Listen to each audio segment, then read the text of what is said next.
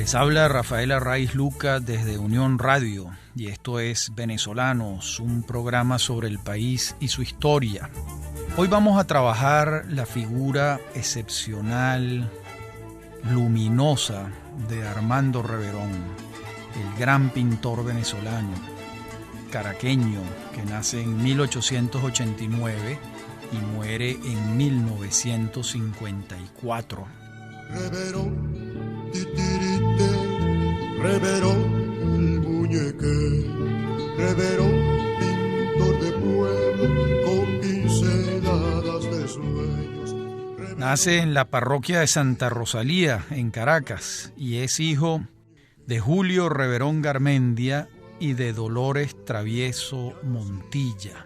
La madre era valenciana, lo que conduce a que esto represente un punto de inflexión importante en los primeros años de vida del niño Armando Julio Reverón Travieso, que era como se llamaba. ¿Por qué? Porque el padre y la madre, que están atravesando por una situación personal difícil, por decirlo menos, llevan al niño a vivir con la familia Rodríguez Soca en Valencia. Y allí él va a vivir con esta familia, de la que forma parte una niña que se llama Josefina, apenas 3 años mayor que Armando. Él ha debido estar allá a partir de los 2 o 3 años, o quizás antes, porque él muchas veces dijo luego, ya adulto, que Josefina había sido su hermana de leche. Y se traba una amistad muy sólida entre estos dos niños, entre Josefina y Armando. Y va a ser en Valencia donde él tenga por primera vez contacto con la pintura. ¿Por qué? Porque allá va a conocer el taller del padre de Arturo Michelena, que era pintor también y que se llamaba Juan Antonio Michelena. El registro de los estudios formales iniciales de Armando Reverón, vamos a encontrar que estuvo inscrito con los hermanos de La Salle en Caracas en algún año y que también estuvo inscrito en el colegio del doctor Zuluaga en Valencia. Esos son sus primeros colegios y allá va a frecuentar, a ver y a maravillarse siendo un niño con el taller de Juan Antonio Michelena. Va a oler la pintura, va a ver lo que es un pincel, la paleta, los lienzos. Y él testimonió después que aquel primer encuentro con el taller del pintor fue como un imán que lo dejó impresionado, notablemente impresionado, y siempre lo recordó y lo señaló como un primer encuentro con la pintura siendo un niño. También allá vamos a tener un cuadro de fiebre tifoidea. Estamos hablando de que esto va a ocurrir en 1902, es decir, Armando es un adolescente de 13 años y lo afecta severamente la fiebre tifoidea. Y según su biógrafo, Alfredo Bulton, después del ataque de fiebre tifoidea, Reverón se torna, cito, triste, melancólico, irascible e insociable.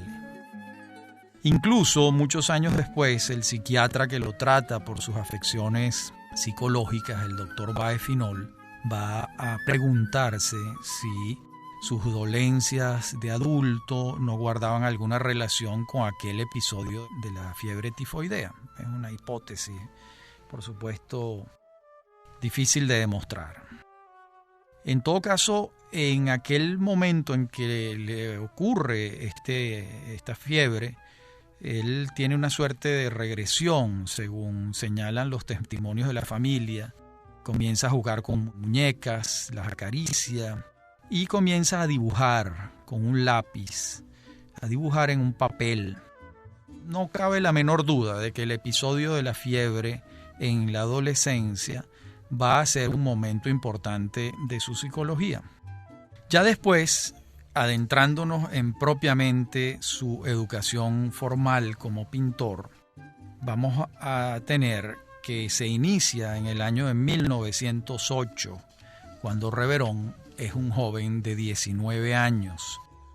Se puede decir que ha entrado tarde a la Academia de Bellas Artes de Caracas, porque tiene 19 años y digamos que lo usual era al salir del bachillerato entre los 16 y los 17 años. Esa es la academia que va a dirigir el célebre pintor Antonio Herrera Toro, y allí va a asistir a clases el joven Armando Reverón y va a establecer un vínculo afectivo y amistoso, pero para toda la vida, con Manuel Cabré, el gran pintor del Ávila, y con un gran pintor venezolano también, Rafael Monasterios, también con César Prieto. Además, Prieto era su compañero en la casa de vecindad. Recordemos que lo usual en Caracas en aquella época era que la gente viviera en casas de vecindad, en pensiones donde vivían varias familias o varias personas solitarias que tenían en las pensiones pues desayuno, almuerzo y cena y trabajaban en la ciudad. Quienes tenían propiamente vivienda eran muy pocos caraqueños, y sobre todo en el caso de Reverón, que venía de pasar su infancia, su adolescencia en Valencia, pues no tenía una propiedad donde vivir en Caracas. Y lo usual de los interioranos en Venezuela fue vivir en casas de vecindad, que era como se llamaba, en pensiones. Hoy en día serían residencias universitarias. Al año siguiente de comenzar Reverón sus estudios formales, en 1909, se produce una huelga de los estudiantes de la Escuela de Bellas Artes de Caracas, de la Academia de Bellas Artes. Esos estudiantes protestan por las rigideces de Herrera Toro. Se cierra temporalmente la institución y Armando viaja de nuevo a Valencia a visitar a su familia adoptiva. Y allá en Valencia comienza a pintar al aire libre. Sale de los muros de la academia y descubre un caudal de posibilidades en ese hecho de pintar al aire libre paisajes sin los muros de la academia, catando las tonalidades de la luz, etc. De esa temporada, en Valencia, muy cerca de la familia Michelena y de la familia Rodríguez Soca, que era su familia adoptiva valenciana, va a pintar una obra que se llama Josefina en el Jardín, 1909. Entonces Reverón tiene 20 años. Concluye la huelga al año siguiente y regresa a Caracas en 1910. Y entonces pinta su primer autorretrato, de los muchos autorretratos que pintó a lo largo de su vida. Estamos hablando del autorretrato de 1910. Va a pintar muchísimo a lo largo de su existencia. Ese autorretrato es de un joven con un cigarro en los labios y un sombrero negro, barbado, etc., ¿no? Al año siguiente, en 1911, cuando tiene ya 22 años, concluye sus estudios en la academia y es distinguido con calificaciones sobresalientes.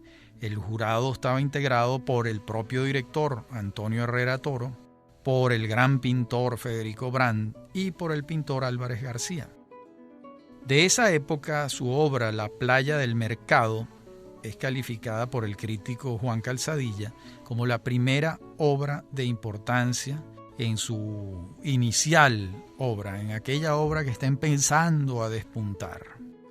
En esos días cambia de pensión y a la nueva pensión a la que llega se encuentra con que allí vive el músico Juan Bautista Plaza, y esa fue una amistad también que lo enriqueció mucho, porque mientras el músico estaba allí trabajando, haciendo sus composiciones, Reverón improvisó un taller en el patio de la pensión y se fue tejiendo una amistad entre ambos.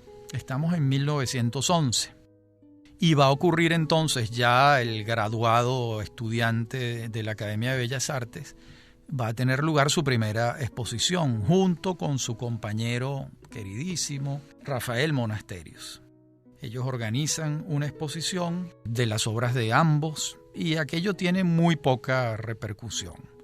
muy pocas, son las obras iniciales de unos muchachos recién egresados, pero representa para ellos algo importante, dar a conocer, ¿verdad?, lo que son sus primeras obras ya una vez egresados de la academia.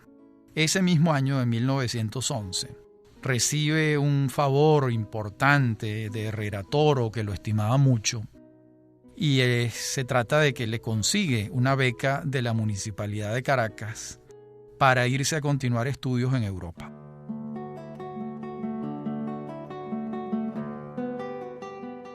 Eso es lo que va a ocurrir. Reverón escoge la Escuela de Artes y Oficios de Barcelona, en España, donde ya está en una avanzada su compañero Rafael Monasterios. Y allá va a estar entonces junto con Monasterios en 1911 y va a tomar clases de dibujo, de colorido, de composición, de paisaje libre. Al año siguiente regresa a Venezuela con un tema relativo a su manutención, buscar la renovación de la beca, etc. Lo logra y entonces se muda de Barcelona, ya no va a estar allá y se establece en Madrid, en la famosísima Academia de San Fernando. Allí es donde va a estudiar, a desarrollar esta segunda etapa de sus estudios formales de pintor. Allá conoce al maestro Ignacio Zuloaga, el gran pintor español, lo va a visitar junto con unos compañeros en Segovia. Esto lo relata él con asombro. Pero también en Madrid es que va a conocer muy de cerca la pintura de Velázquez, la pintura del Greco y muy especialmente la pintura de Goya, que va a ser determinante en la combinatoria pictórica de Reverón. Va a concluir su curso en la Academia San Fernando al año siguiente, en 1913. Allí concluye su formación madrileña y entonces decide irse a París, a completar ya no estudios formales, sino a vivir en París, a ir todos los días al Louvre, a las Tullerías, a ver qué es lo que está pasando en aquella capital cultural europea. Y lo vamos a encontrar en París en 1914. Pero de esa etapa vamos a hablar en la próxima parte del programa. Ya Reverón no es un muchacho, ya ha concluido sus estudios formales, lo tenemos en París en 1914. Venimos de la primera parte del programa donde tenemos a Reverón en París. Allá lo vamos a hallar admirando la pintura de Degas, de Cézanne, viajando por Francia, va con frecuencia a los alrededores de París, en particular a Chantilly, trabaja al aire libre, se establece tardes enteras mirando el paisaje y también se hace muy amigo de un poeta venezolano excepcional que vive allá, que se va a llamar Salustio González Rincones. Uno de los poetas venezolanos más extraños, extrañísimo, totalmente a contracorriente en Venezuela y en Latinoamérica incluso. Sería tema de otro programa. Allá se hacen muy amigos, bajan juntos al Louvre, González Rincones les presenta gente, tienen un círculo ya de amistades. Pero en 1914 van a ocurrir varios hechos. Su maestro y protector, Herrera Toro, fallece en Caracas. Monasterios, por su parte, regresa a Venezuela. Y Reverón ya abandona París y regresa de nuevo a España. Pero estando en España, estalla la Primera Guerra Mundial, o la Gran Guerra, como también se le conoce. Entonces Reverón tiene 26 años y decide regresar. Regresa en 1914 a Venezuela y se va a encontrar con que sus compañeros, 2 años antes, han creado el Círculo de Bellas Artes de Caracas y él se integra de inmediato a las actividades del circo. Entre otras, una muy simpática, y es que siempre necesitados de recursos, los integrantes del círculo deciden convocar una corrida de toros para recaudar fondos para sus actividades, para su taller, para sus pinturas, etc. Y Reverón, que en sus años españoles se ha aficionado al toreo de una manera fervorosa, no solo participa, sino que es de los toreros en la novillada, vamos a decirlo así, en el circo metropolitano. No existía el nuevo circo de Caracas, el que existía era el circo metropolitano. Y allí van los que figuran en el cartel de toros de esa tarde, van a ser Monasterios, Baeseijas y Reverón. Mientras sus amigos Cabré, Leo, el caricaturista, y Monsanto, Antonio Edmundo y Bernardo, los hermanos, no se arriesgan a bajar a la arena de los toros, pero están en los tendidos de sombra, respaldando y coreando el espectáculo. La recaudación fue mínima, pero Reverón se dio el gusto de torear aficionadamente a aquellas bestias, ¿no? En 1916, por su parte, ocurren varios hechos de interés. El primero es que un pintor rumano llamado Samis Mitzner se va a establecer en la isla de Margarita.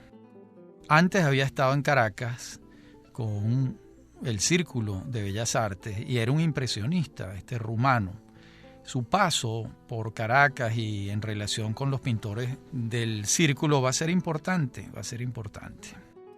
Y en 1917, Josefina, su hermana de leche, uno de sus amores de su vida, a los 30 años va a morir en Valencia. Esto va a ser devastador para Armando.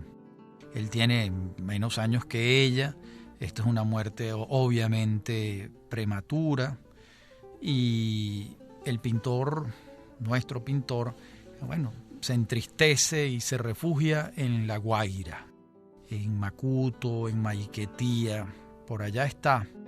Y allá, teniendo 29 años, va a conocer en 1918 a quien va a ser la mujer de toda su vida, su compañera de siempre, que es Juanita Ríos.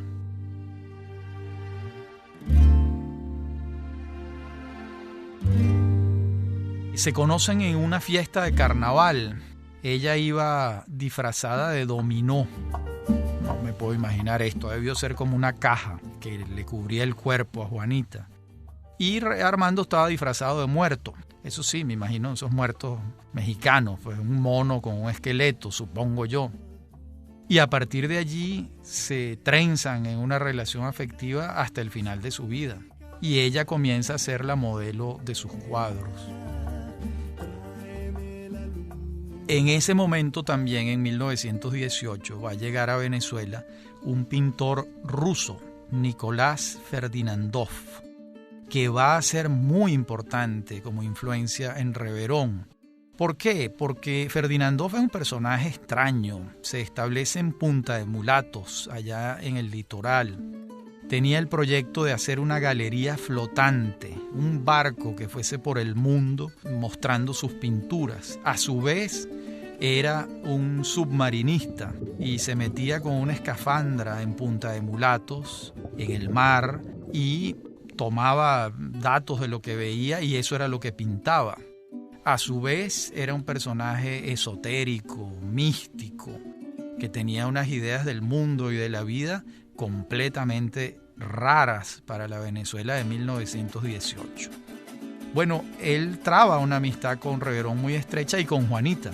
Y entonces comienza una etapa como de 2 años en que ellos tres van pintando en Punta de Mulatos, después suben al pueblo del Valle en Caracas, se quedan un rato en el pueblo del Valle, vuelven a bajar y están siempre hablando y pintando. Es una etapa muy bonita de la vida de Reverón. Estando allá en 1918, me refiero al litoral, contrae la gripe española. Y Reverón, que ya tenía unas conductas muy particulares, decide enfrentar la gripe con un método que él se inventó. Y era que corría por el malecón a toda velocidad en La Guaira y se sumergía en una bañera con agua a la temperatura ambiente. Ahí se quedaba unos minutos, salía, volvía a correr y volvía a sumergirse. El caso es que supera la gripe. No sabemos si con este método o simplemente porque la gripe española se lo fue abandonando. Pero la gripe española, además en el litoral, es una amenaza muy particular y deciden subir a Caracas. Entonces se establecen en la casa de la madre de Reverón, Juanita y él. Y Ferdinandov también sube y baja. Y en esos momentos llega a Caracas, después de muchos años, casi 40, 42 para ser exactos, de vivir en París, regresa Emilio Boyo, el gran pintor.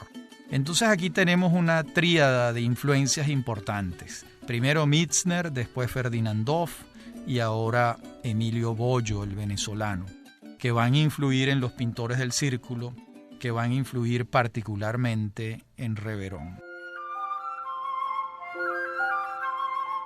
Y estamos ya en un hombre que está en 1919 y al decir de su biógrafo y el que estableció los períodos en la pintura de Reverón, Alfredo Boulton, está por comenzar lo que Boulton llamó el período azul, que va de 1919 a 1925 y que coincide con los 30 a 35 años, 36 años de Reverón. Boulton, hay que decirlo, fue el que fijó 3 períodos en la obra de él: el período azul, el período blanco y el período sepia. ¿Cuándo comienza? ¿Con qué obra de singular importancia comienza el período azul?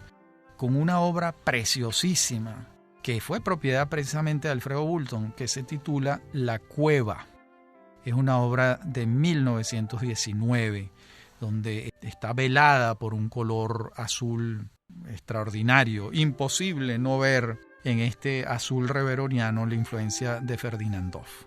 También de esta época es otra obra conmovedora que se llama Procesión de la Virgen del Valle, de 1920. Y también de esta época es otra obra que a mí me conmueve, que se llama Figura bajo un ubero. De modo que suben y bajan a Caracas hasta que finalmente en 1920 deciden establecerse en un lugar en Macuto, un lugar que se llama Las 15 Letras, que todavía se llama así. Por allí él busca dónde ubicarse y consigue un terreno de unos 700 metros cuadrados donde establecerse. Su madre lo ayuda para comprar ese terreno y allí va a establecerse poco a poco y comienza un periodo crucial en su vida, que es la construcción del Castillete, el Castillete de Reverón, que va a ser su taller y el lugar donde va a permanecer desde 1920-1921 hasta su muerte en 1954. Estamos hablando de un hombre de unos 30 años que va a estar allí los próximos 24 años de su vida trabajando. Ese va a ser su taller. El terreno está ubicado en el lecho de la Quebrada San Julián, que hoy en día conocemos por la vaguada de Vargas del año 1999, el poder de ese lecho. Y cuando uno visitaba el Castillete hasta 1999, advertía que alrededor del Castillete y muy cerca habían unas rocas muy grandes. Y cualquiera se preguntaba de dónde venían esas rocas. Bueno, en 1999 supimos de dónde venían. Del cerro, de la cordillera, bajando por el lecho de la quebrada, o que se convertía en un río, en un aluvión gigantesco con la vaguada. Bueno, allí va a estar ubicado el Castillete, en ese lecho de río que en ese momento pues no se pensaba que pudiera ocurrir tantos años después una catástrofe de esa magnitud.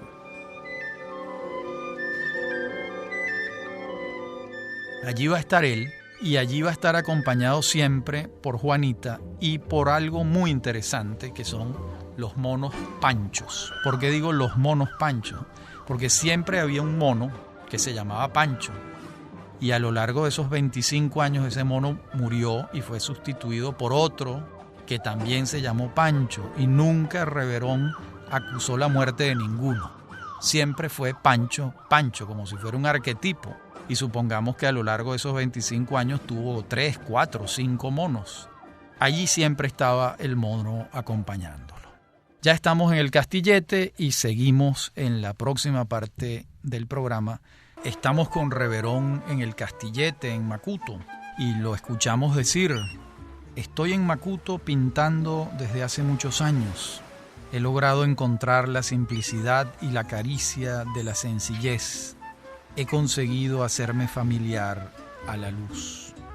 También lo escuchamos decir en una entrevista: la vida es el gran teatro. Nosotros, ustedes, periodistas y fotógrafos, somos los personajes que representamos en la escena de la vida. Y en esta escena todos nos movemos bajo el cono de la luz que hay que llevar a la pintura.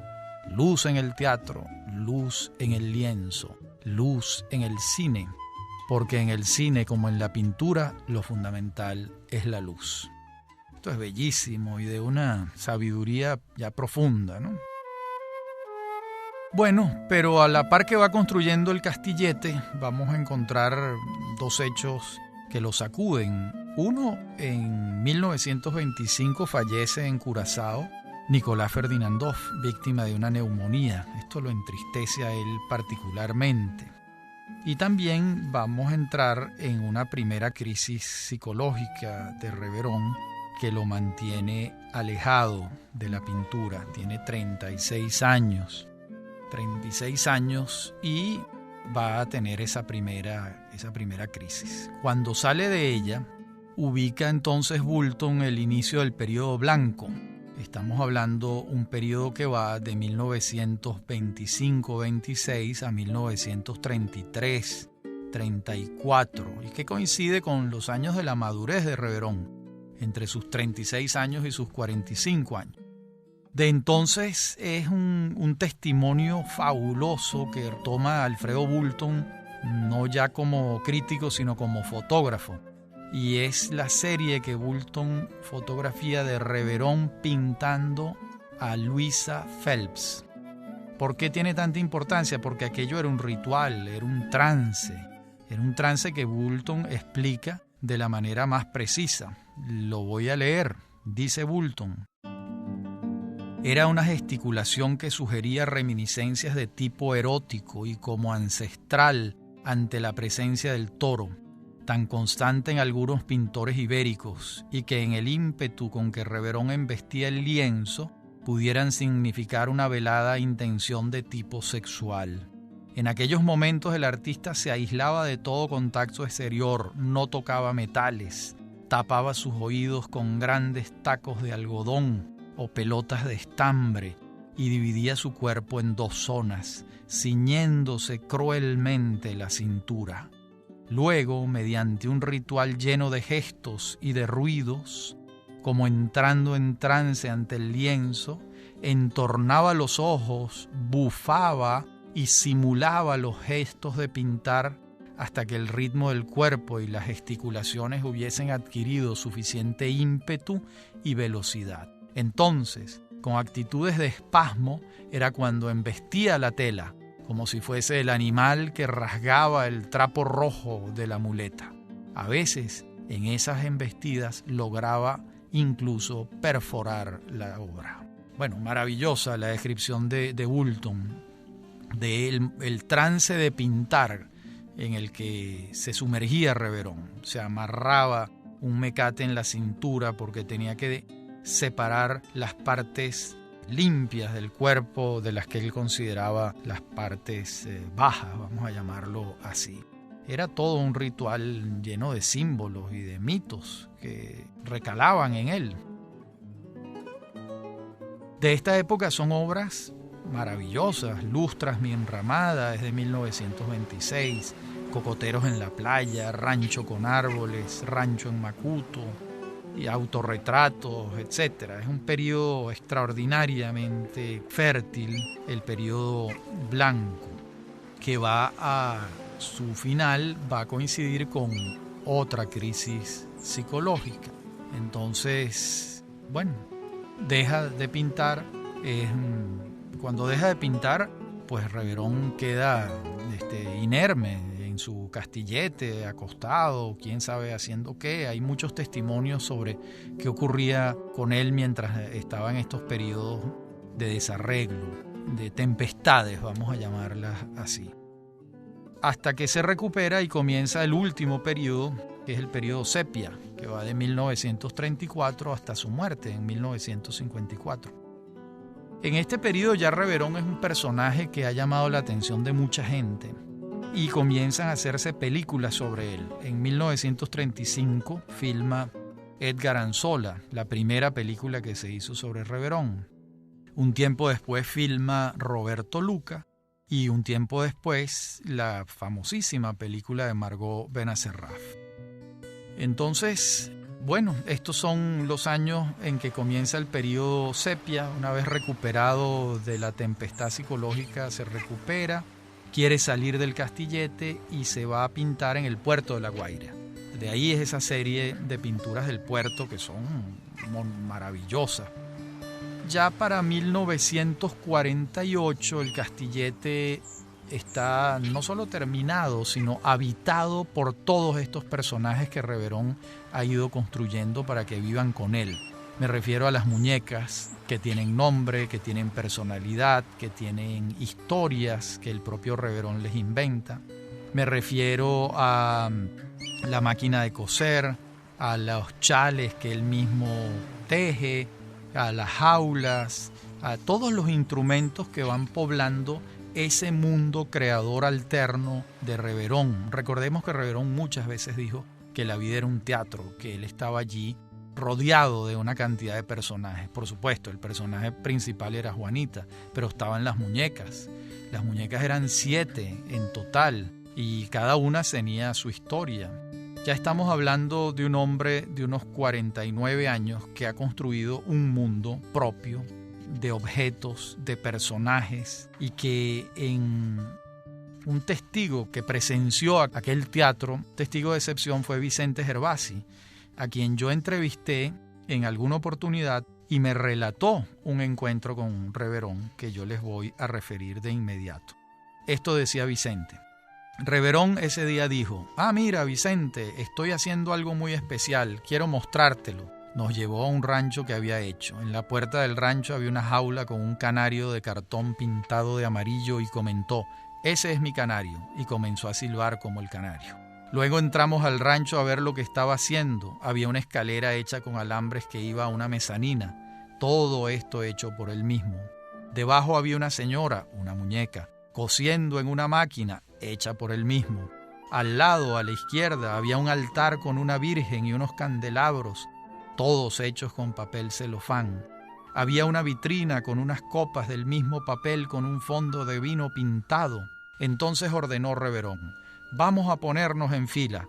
Colocó a los niños en escalera, a los hijos de Gervasi, de chiquitos a grandes. A mí me situó adelante diciendo: a ti te pongo adelante porque tú eres Monseñor Pellín en esta ocasión.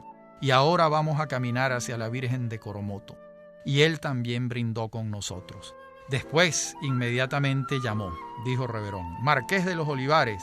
Había arriba un señor vestido de frac con pumpá, un muñeco hecho por Reverón, y una señora vestida de española, a la que le dijo, también una muñeca hecha por Reverón, a la que le dijo: buenos días, señor Marqués de los Olivares, buenos días, señora Marquesa de los Olivares, les presento al poeta Vicente Gervasi, a su familia y a sus amigos. Entonces él mismo contestaba, como si fueran los marqueses: buenos días, señor Gervasi, y con voz de mujer decía: buenos días, señor Gervasi. Luego explicó: esto va a formar parte de una película que estoy haciendo sobre mí mismo, porque en las películas que han hecho sobre mí, allí no estoy yo. Yo voy a estar en la película que voy a hacer sobre mí mismo.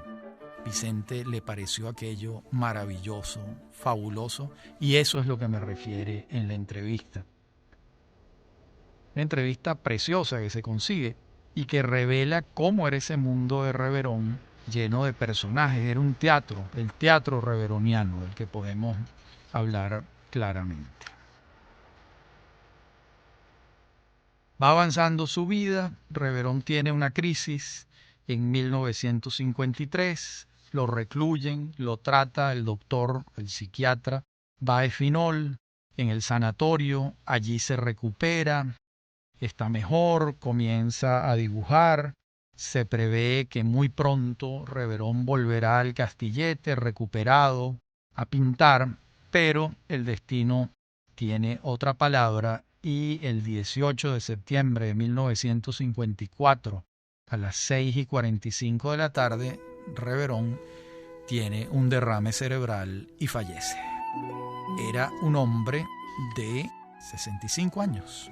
Y comienza entonces otra etapa sobre Reverón, que es el juicio de la crítica, el juicio de los estudiosos.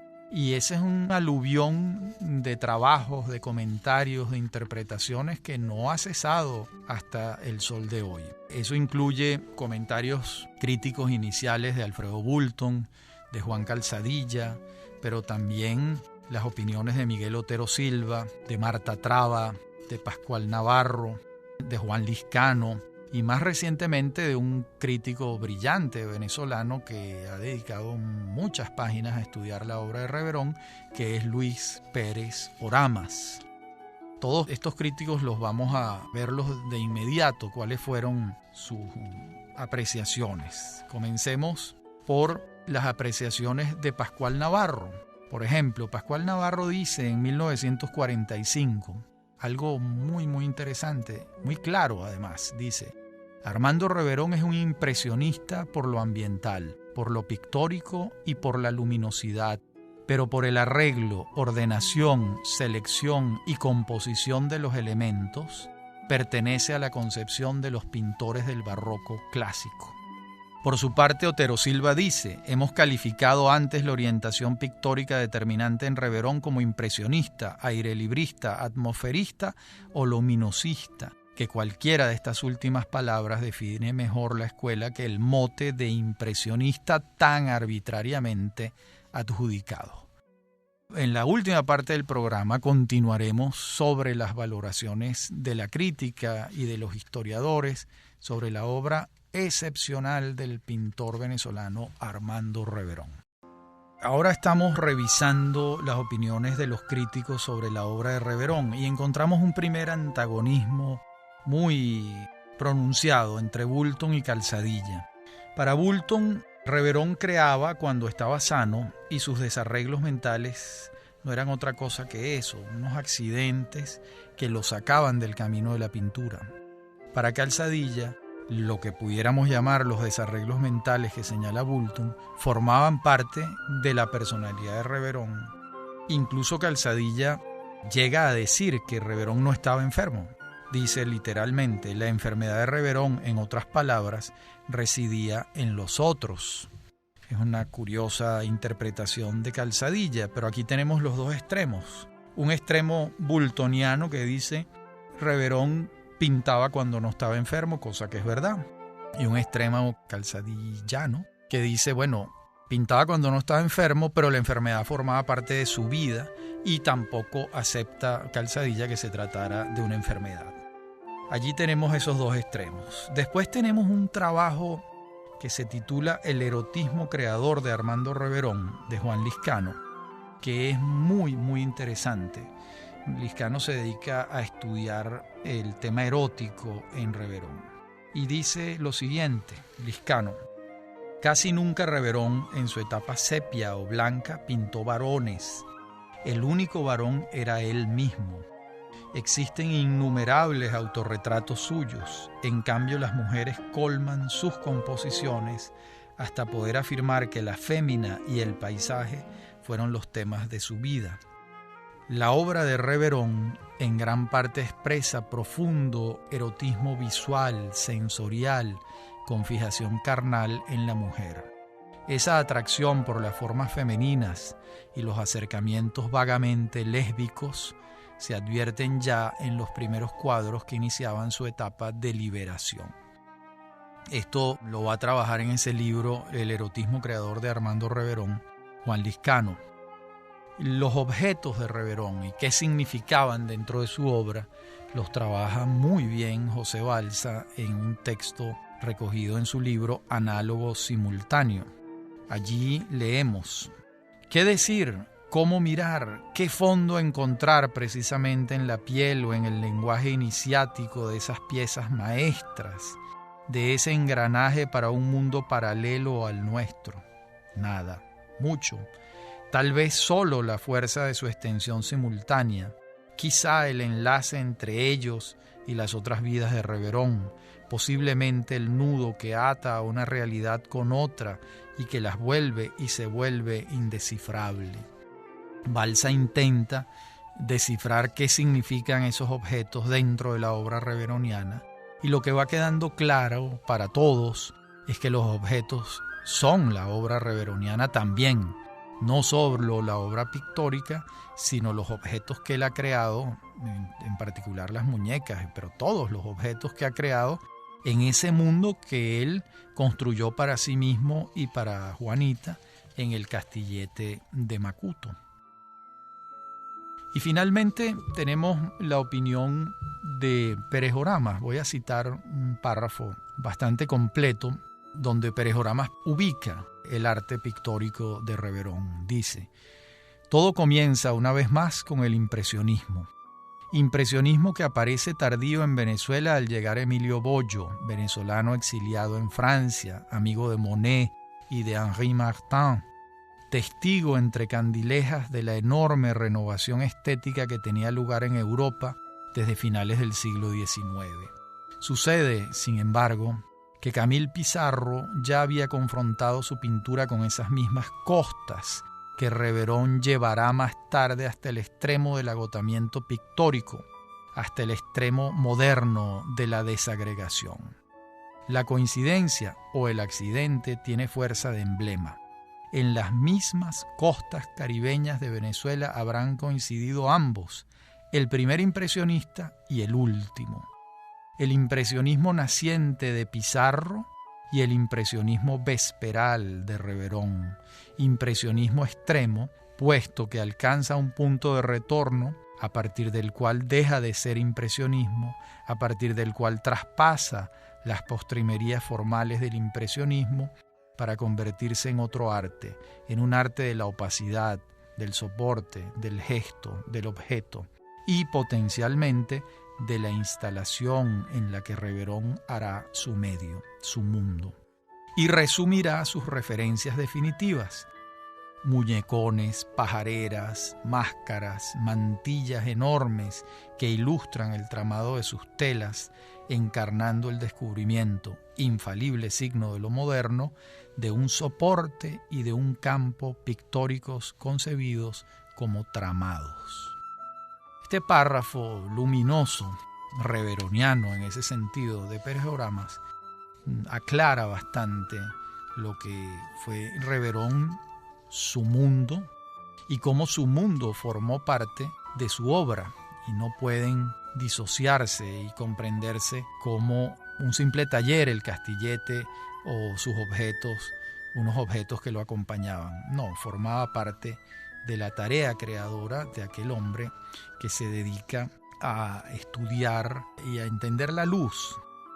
Por cierto, allí es el momento de citar algo que el propio Reverón dice sobre esto que estoy diciendo.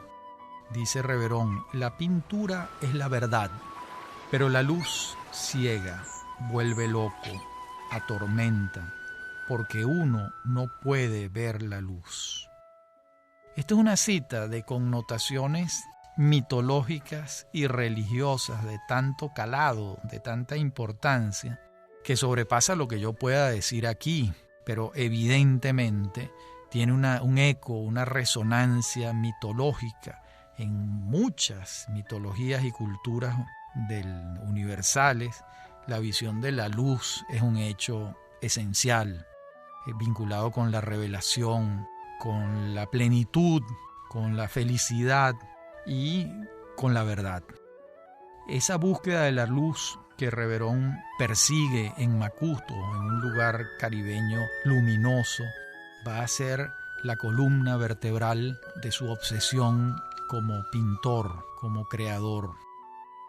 Bueno, hemos llegado al final de este programa que francamente me ha emocionado mucho hacerlo, porque la vida y la obra de Reverón me tocan muy de cerca, y espero haber abierto para ustedes el apetito en relación con este venezolano maravilloso. Habló para ustedes Rafael Arraiz Luca. Esto es Venezolanos. Me pueden conseguir por Facebook y en el correo electrónico rafaelarraiz@hotmail.com. Me acompaña en la producción Mary Sosa y en la dirección técnica Víctor Hugo Rodríguez y Fernando Camacho. Hasta la semana que viene.